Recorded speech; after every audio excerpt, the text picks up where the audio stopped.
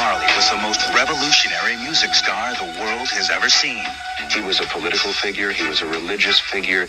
They said it was cancer that killed him, but not anymore. Bob Marley was a victim of the CIA's covert assassination program. Who killed Bob Marley?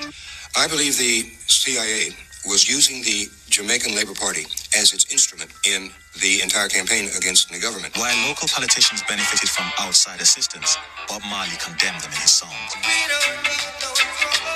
The CIA would look upon the radical political content of reggae music as dangerous because it would help to create a consciousness among poor people, among the great majority of Jamaicans. The climate was created for an attempt on Bob Marley's life. But as his fame grew around the world, Bob Marley found political enemies at home. In December 1976, gunmen stormed into his house, shooting. The CIA was vitally interested in everything he did. They kept files on him. It is fairly certain that they were behind the shooting attempt on his life in 1976.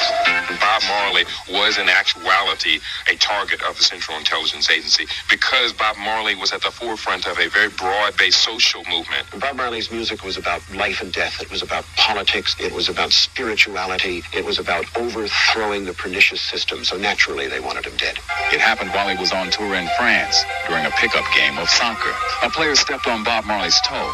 He was carried from the field, and a French doctor gave him an injection. Bob Marley was soon diagnosed with cancer of that toe, the cancer that would kill him. Some speculate that Bob Marley had been injected with cancer or something else that mimicked its effects. So did the CIA kill Bob Marley? Well, I know they tried to. You had posted something about Bob Marley being killed by the CIA? Yeah. You believe that? I don't know. I'm starting to believe that shit. This is what happened. Bob Marley had cancer. When he was playing soccer, he broke his toe. And when they looked, they found cancer in his toe. All it really meant was, it's not like the break caused the cancer. It was already there, and cancer makes your bones brittle. So when he broke his toe and he went in and they found the cancer, they told him they got to cut his toe off. And his religion, Rastafari, said you can't cut off your limbs. So he went around doctor to doctor and found a doctor that said, now you can just cut off half your toe. And he never went for a follow-up visit. And Chris Blackwell, the guy who was the head of Island Records, who discovered him, gave him his first deal, said he just didn't have people around him who really cared about him. No one ever told him to go back to the hospital. And by the time, at one point, he just passed out and they looked and the cancer had spread through his whole body. That's the story that the family put out. Okay. Everyone always likes good conspiracy theories. Marley's final words to his son were, "Money can't buy life." Marley was given a state funeral back in Jamaica with a eulogy delivered by Prime Minister Edward Seaga, who said, "His voice was an omnipresent cry in our electronic world. His sharp features,